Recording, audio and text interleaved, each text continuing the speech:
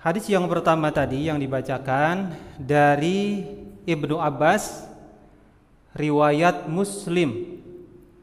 Jadi dalam Sahih Muslim nomor hadis ke-497, hadis ini dimuat di situ. Jadi kalau ada kitabnya Sahih Muslim, di Sahih Muslimnya nomor hadis atau nomor urutnya itu 497. Dulu kita membaca hadis ini, guru saya sambil menangis. Karena apa? Karena ternyata ini adalah sabda Nabi Shallallahu Alaihi Wasallam menjelang beliau wafat. Jadi ada hadis-hadis yang memang dikumpulkan oleh para ulama, yang mana hadis-hadis itu atau perkataan Nabi yang terakhir sebelum beliau wafat. Ini salah satunya. Nah, kalau dibaca di Sahih Muslim yang tadi saya sebutkan nomornya 497, itu ada awalan hadisnya. Ada awalan hadisnya. Sedikit cerita bahwa dalam hadis itu ketika para sahabat, para jamaah sudah membereskan safnya, sudah bersaf-saf untuk mempersiapkan diri sholat berjamaah yang dipimpin oleh Abu Bakar radhiyallahu anhu, Nabi Shallallahu Alaihi Wasallam menyingkapkan tirai. Jadi dari rumah beliau ke masjid itu penghalangnya adalah tirai. Ya mungkin sekarang gorden gitu ya. Nabi membuka tirai itu.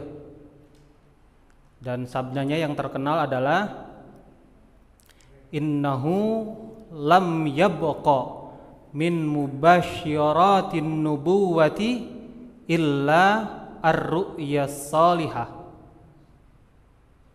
yaraha al-muslimu au tura lahu.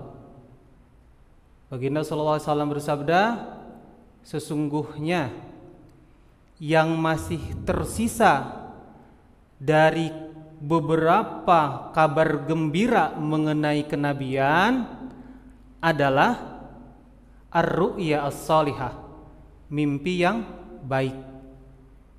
Yang mana seorang muslim mimpi mengenai itu, ar-ru'ya salihah, mimpi mengenai mimpi yang baik. Autura lahu, atau mimpi itu datang kepada seorang muslim. Nah itu yang masih tersisa mengenai kabar gembira tentang an-nubuwah, tentang berita-berita yang menyangkut hal-hal yang gaib, mimpi yang salihah yang masih tersisa sampai sekarang, dan itu didapati oleh orang-orang soleh. Nah setelah sabda beliau itu baru ini beliau bersabda ini, ala wa inni nuhitu an aqra al-Qur'an raki'an aw sajidan. Ingatlah oleh kalian, Nabi sambil sakit ini, sabda seperti ini sambil sakit, dan menurut sebuah riwayat Nabi itu sambil tiduran sambil buka tirai yang menuju ke masjid, dan oleh para sahabat terlihat Nabi memakai ikat kepala untuk memperingan rasa sakit beliau. Nah inilah yang menjadi pengantar beliau sebelum wafat, sakit yang sangat parah. Nah itu. Nah, guru saya sampai nangis-nangis menerangkan hal ini gitu. Kita pun terbawa suasana pada saat itu. Ini hadis yang mulia, luar biasa. Kata Nabi Shallallahu Alaihi Wasallam di sabda berikutnya, ingatlah oleh kalian, sesungguhnya aku dilarang membaca Al-Quran ketika ruku dan ketika sujud. Fa'ammar ruku'u, adapun ketika ruku, fa'addimu fihi rabb, maka agungkanlah oleh kalian di dalam ruku itu Tuhan kalian. Wa ammas sujudu, dan ketika sujud, fajtahidu fid du'ai, sungguh-sungguh dalam berdoa. Faqaminun ayyustajaba lakum, besar kemungkinan doa ketika kita sujud diijabah oleh Allah Subhanahu wa taala. Itu. Terus hadis selanjutnya, sabda beliau selanjutnya, Allahumma hal balagtu. Ya Allah, apakah saya sudah menyampaikan wahyu darimu semuanya? Gitu. Ini sabda beliau terakhir ada di hadis itu. Apa maknanya hadis ini? Kata Nabi SAW bahwa kita itu tidak boleh membaca ayat Al-Quran baik ketika ruku atau ketika sujud. Ulama menyimpulkan tidak boleh di sini dimaksudkan haram. Tidak boleh sama sekali. Artinya kalau ada orang yang baca Al-Quran ketika ruku atau sujud itu dosa. Tapi sebahagian ulama lagi mengatakan bahwa baca Quran ketika ruku atau sujud makruh, tidak sampai haram. Kenapa demikian? Karena kondisi ketika kita ruku atau sujud itu kita dalam keadaan merendahkan hati kita dan merendahkan diri kita. Kondisi merendahnya kita adalah ketika kita ruku dan sujud. Dan bacaan Al-Quran itu adalah bacaan yang tinggi, bacaan yang mulia. Tidak pantas bacaan yang tinggi dibaca ketika keadaan kita dalam keadaan merendahkan diri. Itu alasannya. Nah, lalu apa yang harus kita baca? Yang harus kita baca, kata Nabi SAW, fa'ammar ruku'u fa'addimu fihi rabb. Adapun ketika kalian ruku, maka agungkanlah Tuhanmu dengan membaca Subhana Rabbiyal Azimi wa bihamdihi. Pakai wa bihamdihi atau tidak? Pakai wa bihamdihi lebih baik. Gimana kalau enggak? Enggak apa-apa. Asal bisa mempertanggungjawabkan dalilnya, kan gitu. Tapi yang sahih dalilnya itu adalah pakai wa bihamdihi. Subhana rabbiyal azimi wa bihamdihi. Dari mana itu? Itu ngambil dari ayat Al-Qur'an. Tapi bukan dalam arti membaca ayat Al-Qur'an. Maknanya mengambil dari ayat Al-Qur'an. Ketika turun ayat ke-96 surat Al-Waqi'ah, surat Al-Waqi'ah ayat yang terakhir yang ke-96, fasabbih bismi rabbikal adzim, maka bertasbihlah dengan menyebut nama Tuhanmu yang maha agung.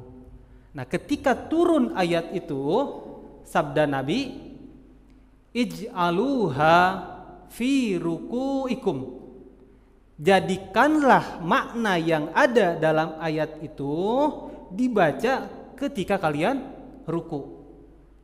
Nah, tadi kan ayatnya fasabbih bismi rabbikal adzim, maka bertasbihlah dengan menyebut nama Tuhanmu yang maha agung. Makanya teksnya adalah Subhana Rabbiyal azimi wa bihamdihi. Maha suci Tuhanku yang maha agung. Kan gitu, Subhana Rabbiyal azimi wa bihamdihi, dan dengan memujinya. Itu. Kemudian ketika sujud bacaannya Subhana rabbiyal a'la wa bihamdihi. Ngambilnya itu dari ayat pertama surat Al-A'la. Sabbihis marabbikal a'la. Sabbihis marabbikal a'la. Nah, sabda Nabi adalah ij'aluha fis sujudikum. Ij'aluha fi sujudikum. Jadikanlah makna yang ada dalam ayat tersebut bacaan dalam sujud kalian. Nah, makanya dicontohkan oleh Nabi, setiap Nabi Shallallahu Alaihi Wasallam ruku, tadi bacaannya Subhana rabbiyal azimi wa bihamdihi, Subhana rabbiyal azimi wa bihamdihi, Subhana rabbiyal azimi wa bihamdihi. Dan ketika beliau sujud, bacaannya Subhana rabbiyal a'la wa bihamdihi, Subhana rabbiyal a'la wa bihamdihi, Subhana rabbiyal a'la wa bihamdihi. Sunnahnya 3 kali. Apakah bacaan ini wajib dibaca atau memang hanya sunnah saja? Kalau wajib berarti menjadi rukun sholat, kan gitu. Ya, kalau sunnah berarti bukan rukun sholat. Nah, hanya Imam Ahmad bin Hambal yang mengatakan bahwa bacaan Subhana rabbiyal azimi wa bihamdihi di ruku dan Subhana rabbiyal a'la wa bihamdihi di sujud itu wajib diucapkan. Waalaikumsalam warahmatullahi. Meskipun hanya 1 kali. Imam siapa? Imam Ahmad bin Hambal wajib mengucapkan itu meskipun hanya 1 kali. Nah, selain daripada Imam Ahmad bin Hambal mengatakan bacaan itu sunnah, Imam Syafi'i, Imam Malik, Imam Abu Hanifah membaca itu hukumnya sunnah. Sunnahnya 1 kali. Sunnah yang lebih afdolnya adalah 3 kali karena dicontohkan oleh Nabi. Dan maksimalnya membaca itu apabila kita lagi menikmati sholat, pengen panjang atau pengen lama ketika ruku dan sujud, maka maksimalnya adalah membaca 10 kali. Jangan lebih daripada itu. Ya. Subhana rabbiyal azim wa bihamdihi, subhana rabbiyal sampai 10 kali. Nah, itu sudah maksimal. Jangan ditambah lagi. Nah, itu.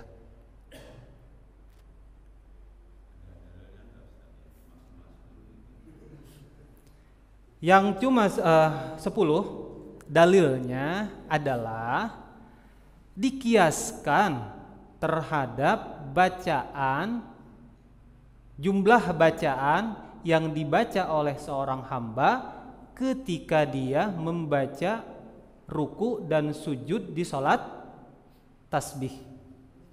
Kata Nabi SAW, bacalah tasbih ketika ruku dan sujud sebanyak 10 kali. Nama maksimalnya itu. Ya, itu dalilnya. Dalilnya dalil kiasi. Kias. Baik. Kemudian wa ammas sujudu, kata Nabi, adapun ketika kalian sujud, fajtahidu fid du'a, bersungguh-sungguhlah dalam berdoa. Faqaminun ayyustajaba lakum, besar kemungkinan doa ketika kita sujud diijabah oleh Allah Subhanahu wa taala. Loh, tadi kan enggak ada teks doanya, ya kan? Subhana rabbiyal a'la wa bihamdi, Subhana rabbiyal a'la wa bihamdi. Tidak ada teks doanya. Mana doanya? Doanya tentunya sesuai yang diajarkan oleh Nabi Shallallahu Alaihi Wasallam di hadis berikutnya, hadis Aisyah radhiyallahu anha. Kata Aisyah, ketika Nabi Shallallahu Alaihi Wasallam ruku atau sujud, beliau sering membaca Subhanakallahumma Rabbana wa bihamdika. Nah, ini doanya. Allahumma firli. Gitu.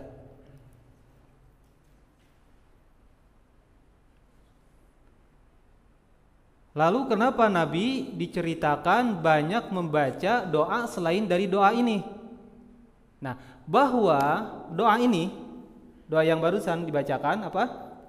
Subhanakallahumma Rabbana wa bihamdika Allahumma gfirli. Beliau selalu membaca doa ini setelah turun surat Iza jaa nasrullahi wal fath wa ra'aitan nasa yadkhuluna fi dinillahi afwaja fasabbih bihamdi rabbika wastaghfirhu innahu kana tawwaba. Setelah turun surat itu, Nabi sampai akhir hayatnya, kata Aisyah radhiyallahu anha, selalu membaca doa ini baik ketika beliau ruku ataupun ketika beliau sujud. Dan di sana mengandung doa yang luar biasa. Doa apakah itu? Doa yang kita butuhkan. Ternyata yang kita butuhkan bukan kaya, bukan sehat, bukan punya jabatan. Itu semua tidak diminta pun sudah Allah kasih. Ya, saya ngobrol sama bos saya gitu. Bahasa dia, ya gue ini sebetulnya nggak nyangka ada di posisi sekarang ini. Ngedoa pun sama Allah enggak katanya. Tahu-tahu udah jadi pimpinan di perusahaan. Ya kan? Artinya jabatan seperti itu tidak diminta pun oleh Allah dikasih. Yang belum tentu dari diri kita itu adalah diampuni dosa kita. Dan itu yang paling dibutuhkan oleh semua hamba, pengampunan dosa.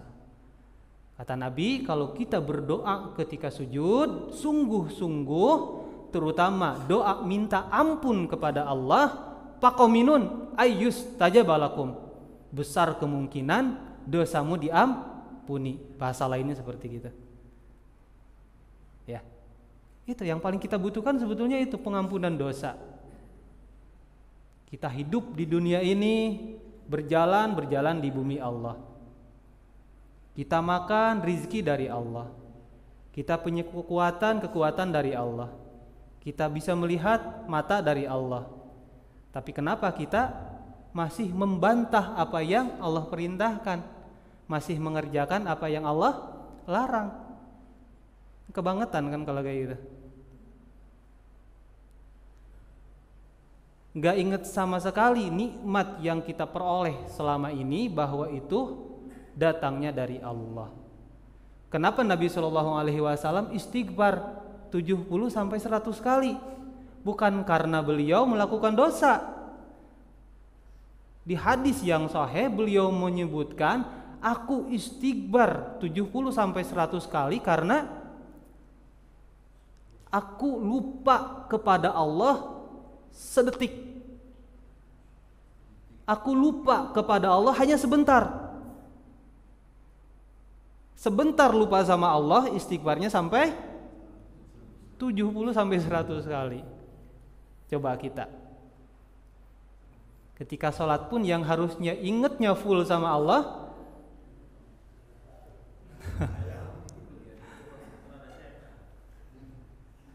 nah kita. Jadi yang kita butuhkan sebetulnya bukan apa-apa. Yang kita butuhkan adalah pengampunan dari Allah. Ya. Itu. Jangan minta apa-apalah. Udah istighfar aja, perbanyak istighfar. Kalau kalian istighfar, kata Nabi SAW, akan diberikan jalan keluar dan akan diluaskan apa yang menurut kalian sebelumnya sempit, dan akan diberikan rizki dari jalan yang tidak disangka-sangka. Istighfar aja udah beres kok. Itu. Ya, 2 hadis itu saja yang kita bahas. Tadi kita ulangi, yang pertama adalah bahwa kita dilarang untuk membaca Quran ketika ruku atau sujud. Yang harus kita baca ketika ruku adalah mengagungkan Allah dengan kalimat Subhana rabbiyal azim. Dan ketika sujud kita harusnya memperbanyak doa, dan doa itu adalah minta ampun kepada Allah. Teksnya tadi Subhanakallahumma Rabbana wa bihamdika Allahumma gfirli. Subhanaka, maha suci engkau, Allahumma, ya Allah, Rabbana, Tuhan kami semua, wa bihamdika, dan dengan pujian kepadamu, Allahumma gfirli, ya Allah ampunilah aku. Untuk minta ampun kepada Allah, mujinya berapa kalimat? Subhanaka, maha suci engkau, Allahumma, ya Allah, Rabbana, wahai Tuhan kami, wa bihamdika, dan dengan memujimu, Allahumma, ya Allah, ighfirli, ampunilah aku. 5 kalimat memuji Allah untuk supaya kita diampuni. Luar biasa Pak ini. Amalkan setiap kali kita ruku atau sujud. Kalau digabung gimana? Misalkan Allahu Akbar ruku, Subhana rabbiyal azimi wa bihamdihi. Baca doa ini, Subhanakallahumma Rabbana wa bihamdika Allahumma gfirli. Terus ketika sujud, Allahu Akbar, Subhana rabbiyal a'la wa bihamdihi. Baca doa ini, Subhanakallahumma Rabbana wa bihamdika Allahumma gfirli. Coba diresapi itu. Ya, kalimat-kalimat dalam sholat coba kita resapi, kita nikmati. Ibarat kita punya makanan enak, tapi makanannya buru-buru. Kira-kira itu sampai bisa menikmati gak makanan itu? Kerasa sampai bumbu-bumbunya kan enggak ya? Begitupun sholat. Seindah apapun bacaan sholat, kalau kita buru-buru, kalau tidak berusaha menikmatinya, lost aja gitu. Gak ada asarnya, gak ada tapaknya kita sholat. Akhlak ya gitu-gitu aja, ngomong gitu-gitu aja, mikir jorok-jorok aja gitu. Seperti biasanya. Harusnya ada perubahan setelah sholat. Karena apa? Karena harusnya sholat ini adalah merubah pola pikir kita, merubah mulut kita yang tadinya kurang baik menjadi baik, merubah hati kita yang tadinya bisa berprasangka buruk sama orang lain, tapi setelah kita sholat kita bisa husnudon sama orang lain. Kan akhlak yang tertinggi itu adalah husnudon. Husnudon sama Allah, husnudon sama sesama manusia. Itu 2 hadis saja Bapak-bapak. Silahkan barangkali ada yang mau didiskusikan atau ada yang mau dikoreksi. Ya.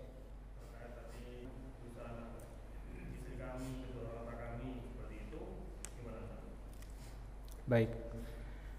Nanti kalau sempat, jadi saya sarankan Bapak-bapak itu paling tidak di handphone itu ada Sahih Bukhari, Sahih Muslim, paling tidak di handphone. Kan suka ada kan itu ya, aplikasi-aplikasi gratis. Nanti lihat di Sahih Muslim itu dari hadis nomor 480 sampai nomor hadis 497. Nah, itu bacaan-bacaan yang harus kita baca ketika ruku dan sujud. Ya. Karena dalam sholat itu ada pakem tersendiri. Shollu kama ra'aitumuni usolli. Sholatlah kalian seperti halnya kalian melihat aku sholat. Gerakannya dan bacaannya harus sesuai dengan apa yang dicontohkan Nabi. Itu sholat, pakemnya seperti itu. Termasuk bacaan-bacaannya. Adapun Nabi menyuruh kita untuk banyak berdoa, doanya itu adalah doa yang sesuai dengan apa yang diajarkan Nabi, seperti halnya tadi. Nah, ketika sujud, menurut sebahagian ulama, kita boleh berdoa dengan permohonan kita sendiri. Model tadi, ya Allah ampuni aku, ampuni kedua orang tuaku, ampuni istriku, ampuni anakku. Ketika sujud apakah boleh? Boleh, silahkan, tapi jangan dilafadkan. Cukup dalam hati. Cukup dalam hati. Misalkan subhana rabbiyal a'la wa bihamdihi 3 kali, baru baca doa itu dalam hati. Tidak jadi masalah, silahkan. Cuma yang lebih hati-hati adalah membaca doa sesuai doa dari Nabi kalau hafal. Tapi daripada kita ngelantur dalam sholat, kadang-kadang ketika membaca doa pun kita ini kan pikirannya ya traveling gitu. Daripada traveling nggak apa-apa lah. Kalau dalam hati ada doa seperti itu, setidaknya ya pikiran-pikiran kita yang ngelantur bisa terfokuskan di doa itu, meskipun itu adalah doa kita sendiri. Yang penting dalam hati, gitu Pak. Nah nanti kan banyak kan, ada doa-doa ruku, sujud itu banyak. Ada subuhun kudusun rabbul malaikati warruh, nah gitu. Banyak doa-doa dalam ruku dan sujud. Sampai ulama menyimpulkan Nabi sallallahu alaihi wasallam itu sampai 12 teks doa ketika ruku ataupun ketika sujud. Gitu. Itu Pak Ustadz Muhammadun. Belum selesai doa itu sudah tidak. Supaya meresapi. Yang paling penting dalam ruku ataupun sujud, terutama ketika berjamaah, yang paling penting adalah tumaninahnya. Bahkan sebelum kita mengucapkan lafadz tadi, ketika ruku subhana rabbiyal azimi, ketika sujud subhana rabbiyal a'la wa bihamdihi, sebelum mengucapkan itu baiknya posisi badan kita, keadaan badan kita tenang. Namanya itu tumaninah. Allahu akbar ruku, sampai tenang dulu, semua persendian kita udah rileks, baru mengucapkan itu subhana rabbiyal azim. Adapun ketika kita berjamaah, yaitu tidak apa-apa, yang penting rukunnya sudah terpenuhi. Yang penting kalau kita mau meresapi ketika sholat berjamaah dengan kondisi imamnya patas, ngebut misalkan imamnya, yang penting dari pertama takbiratul ihram itu diusahakan pikiran kita itu fokus sama Allah. Allah, Allah, Allah gitu. Jadi ketika ruku pun seperti itu. Setidaknya terlintas dalam hati kita pemaknaannya tadi, subhana rabbiyal azimi, Allah itu maha agung, maha suci Allah, Tuhanku yang maha agung. Setidaknya terlintas meskipun tidak ada ucapan seperti itu. Gitu. Dan nanti bisa itu ditambahkan ketika kita sholat nawafil, sholat sunnah ba'diyah. Nah silahkan perbaiki lagi itu. Ya silahkan Pak Imadudin. Baik. Ya, Bang Bogi tadi mau nanya, biar sekalian nanti kita jawabnya. Oh enggak. Baik. Doa gimana caranya supaya kita khusyuk gitu dan tumaninah. Iya, khusyuk dalam sholat itu adalah ya dambaan kita semua. Kita mendambakan khusyuk, karena ketika kita khusyuk di situ puncak kenikmatan. Bahkan kalau kita bisa khusyuk sholat, nagih itu biasanya. Dan ya level-level kita, saya juga nggak bisa bilang gitu ya, supaya caranya kita khusyuk ya, saya pun belum bisa demikian. Tapi setidaknya untuk supaya kita bisa khusyuk, ada upaya-upaya sebelum kita sholat dan ketika kita sholat. Sebelum kita sholat, salah satunya adalah bersuci. Bersuci dengan baik. Sebaiknya bersuci itu dari rumah.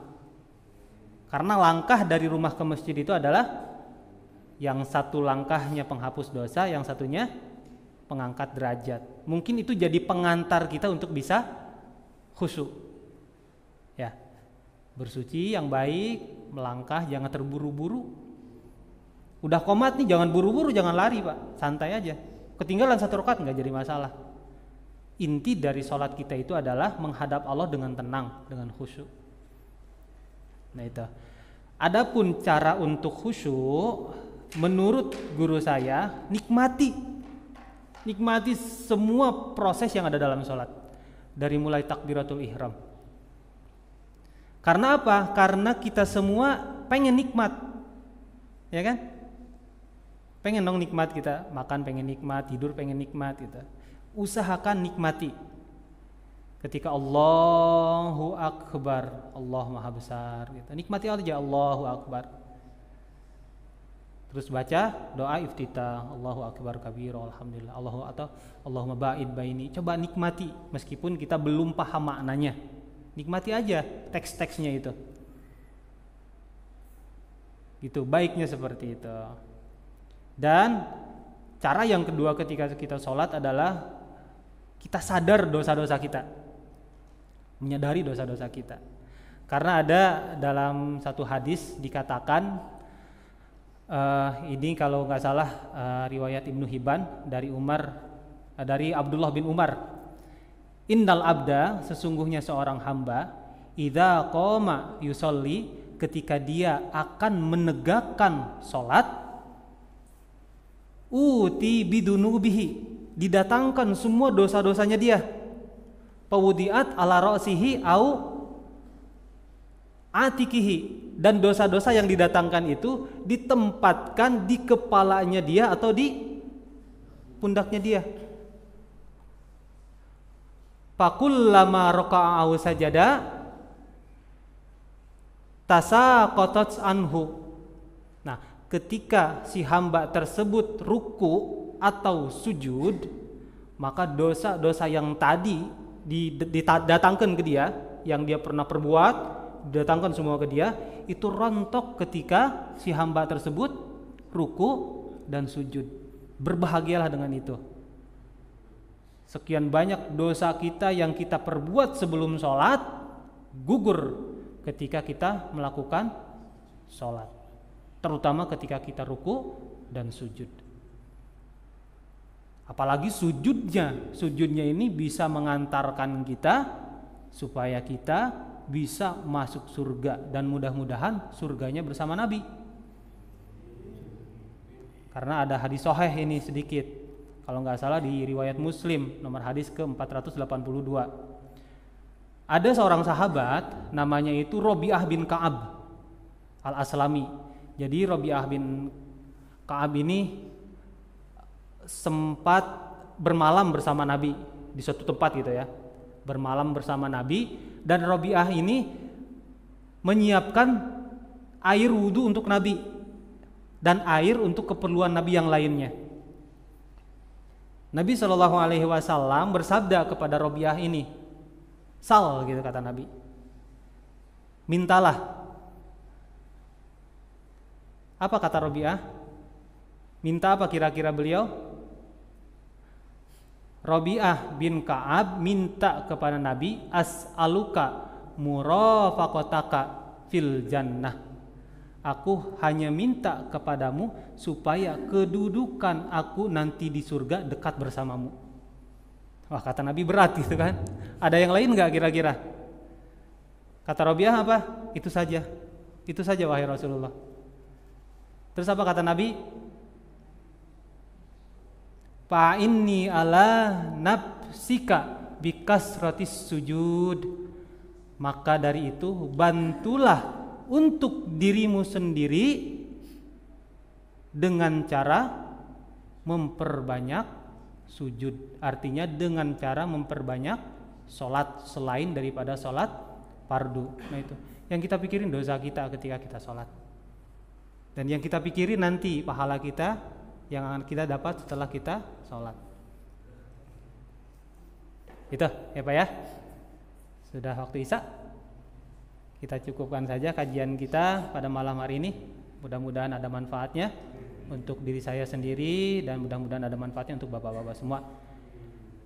Usikum wa nafsi bitaqwallah. Assalamualaikum warahmatullahi wabarakatuh.